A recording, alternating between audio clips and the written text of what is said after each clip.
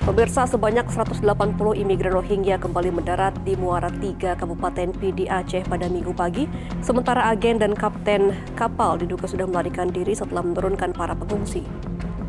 Pengungsi Rohingya gelombang keempat yang merapat di bibir pantai Laung, Muara 3, Kabupaten Pidi Aceh saat ini masih belum dievakuasi akibat tidak ada tempat penampungan.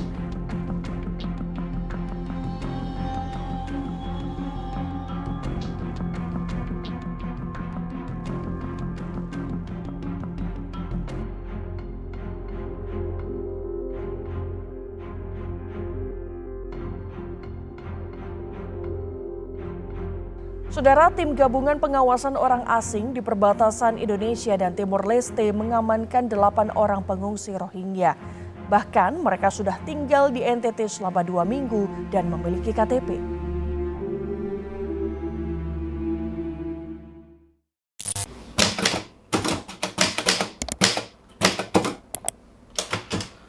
Hi, welcome to the world of Enigma.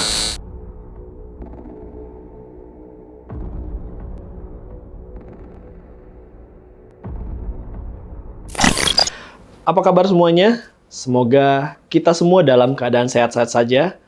Dan gue Gaskaf. The game is on.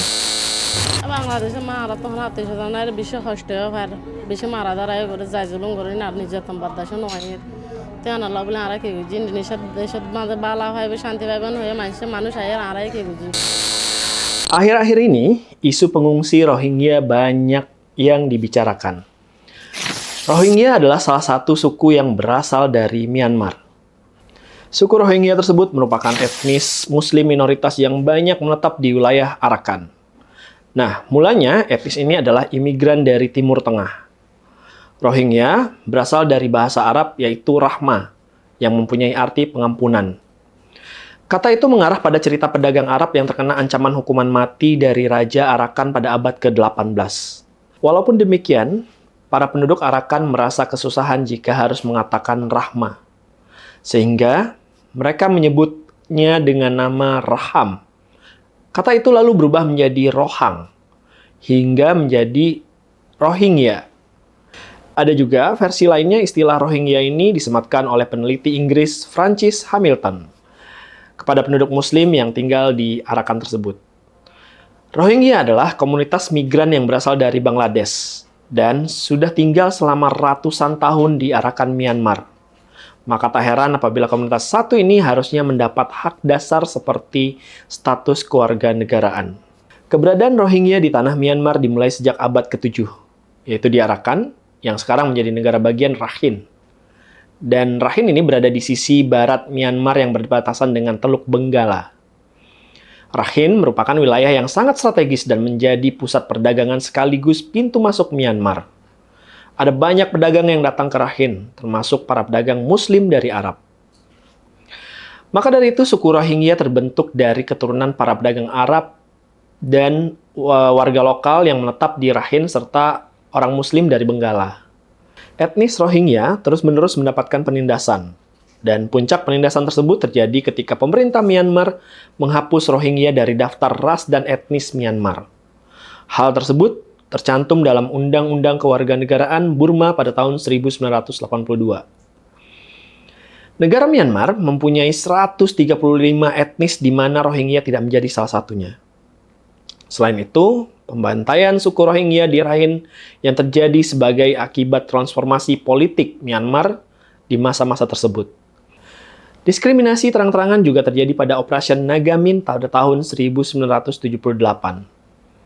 Nah, hal ini memuncak pada akhir tahun 2016, di mana Rakhine bagian utara, Muslim Rohingya diburu, dipersekusi oleh militer Myanmar, atau yang biasa disebut dengan Tatmadaw.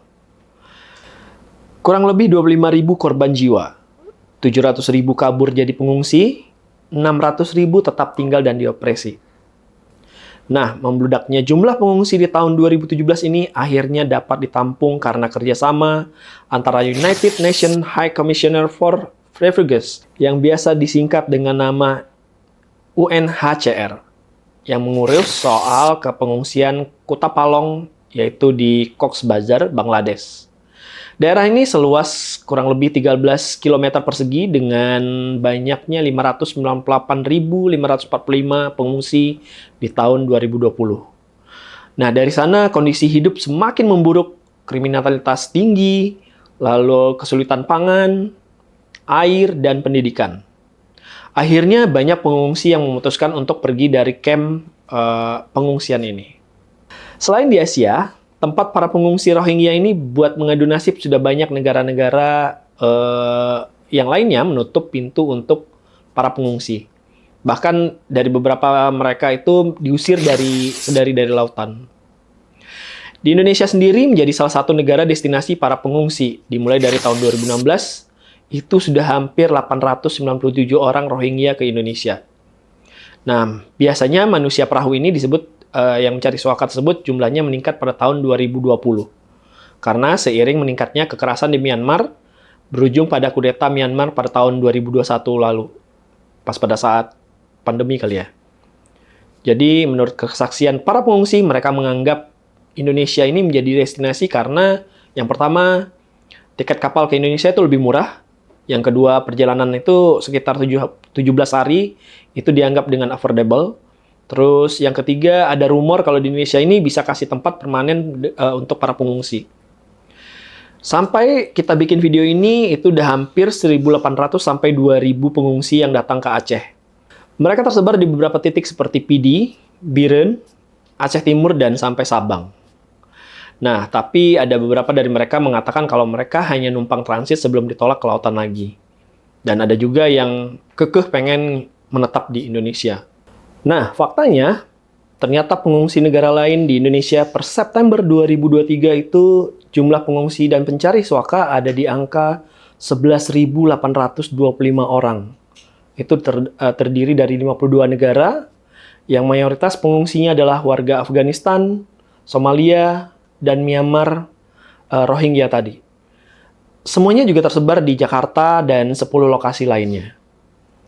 Nah, para pengungsi Rohingya yang masuk ke Indonesia ini terus bertambah dan kini pemerintah sedang mencari lokasi dan solusi mengingat banyaknya penolakan karena sentimen warga lokal, terus akan kejadian buruk yang pernah dilakukan beberapa oknum pengungsi itu serta sulitnya mereka beradaptasi.